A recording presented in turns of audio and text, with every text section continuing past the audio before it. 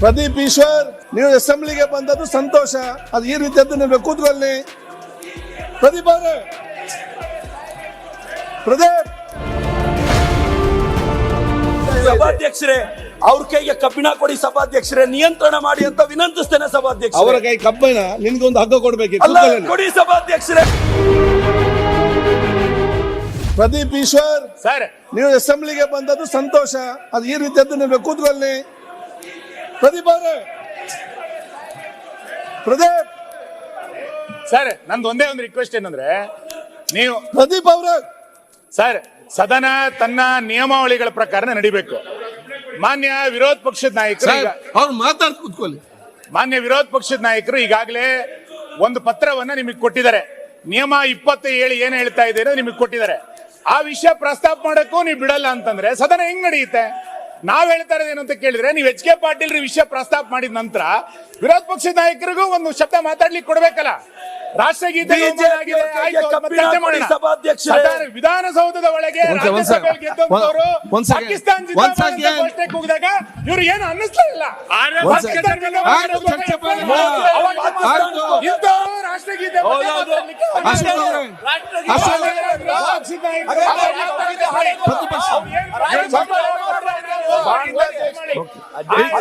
ನಿಯಮ 27 ಉಲ್ಲೇಖ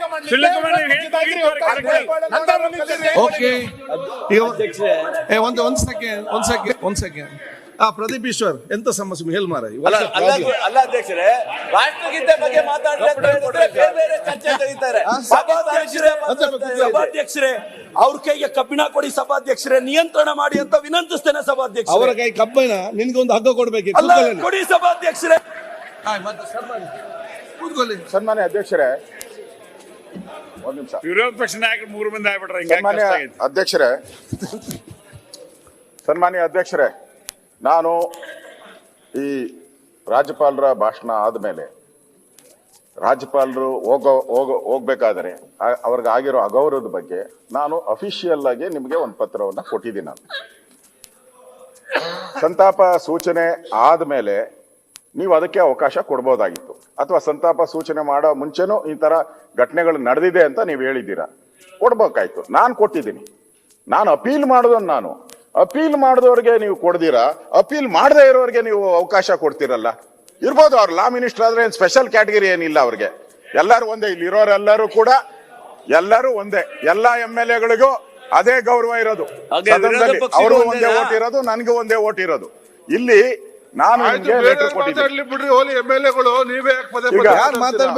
ಈಗ ಸನ್ಮಾನ್ಯ ಅಧ್ಯಕ್ಷರೇ, ನಾನು ಪತ್ರದಲ್ಲಿ ಏನ್ ಕೊಟ್ಟಿದ್ದೀನಿ ಅಂದ್ರೆ, ಪೇಜ್ 13 ನಮ್ಮ ಕರ್ನಾಟಕ ವಿಧಾನಸಭೆಯ ಕಾರ್ಯವಿಧಾನ ಮತ್ತು ನಡವಳಿಕೆ ನಿಯಮಗಳು ನಾವೇ ಮಾಡಿರೋದು. ಅದರಲ್ಲಿ 13ನೇ ಇದರಲ್ಲಿ 27ನೇ ಕಲಮಲ್ಲಿ ರಾಜ್ಯಪಾಲರ ಭಾಷಣದ ಅವಧಿಯಲ್ಲಿ ಅನುಸರಿಸಬೇಕಾದ ಕ್ರಮ, ಸಂವಿಧಾನದ 175 ಅಥವಾ 176ನೇ ಅನುಚ್ಛೇದದ ಮೇರೆಗೆ ವಿಧಾನಮಂಡಲದ ಉಭಯ ಸದನಗಳು ಸಭೆ ಸೇರುವಾಗ ಅಥವಾ 175ನೇ ಅನುಚ್ಛೇದದ ಮೇರೆಗೆ ವಿಧಾನಸಭಾ ಸದಸ್ಯರು ಮಾತ್ರ ಸಭೆ ಸೇರುವಾಗ ರಾಜ್ಯಪಾಲರ ಭಾಷಣದ ಅವಧಿಯಲ್ಲಿ ಯಾರೇ ಸದಸ್ಯರು ಯಾವುದೇ ಭಾಷಣ ಮಾಡುವ ಮೂಲಕ ಅಥವಾ ಯಾವುದೇ ಕ್ರಿಯಾಲೋಪವೆತ್ತಿ ರಾಜ್ಯಪಾಲರ ಭಾಷಣಕ್ಕೆ ಮುಂಚಿತವಾಗಲಿ ಅಥವಾ ತರುವಾಯವಾಗಲಿ ರಾಜ್ಯಪಾಲರ ಭಾಷಣಕ್ಕೆ ಅಡ್ಡಿ ಉಂಟು ಮಾಡತಕ್ಕದ್ದಲ್ಲ.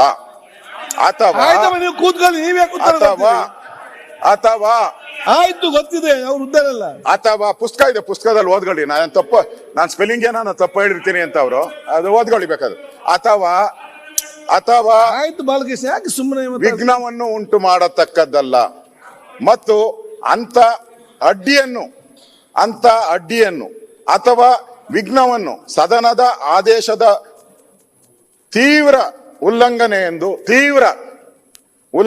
ಎಂದು ಪರಿಗಣಿಸಿ ವಿಧಾನಸಭೆಯ ಮುಂದಿನ ಉಪವೇಶನದಲ್ಲಿ ಸಭಾಧ್ಯಕ್ಷರು ಆ ಬಗ್ಗೆ ವ್ಯವಹರಿಸತಕ್ಕದ್ದು ಅಂತ ಕ್ಲಿಯರ್ ಆಗಿದೆ.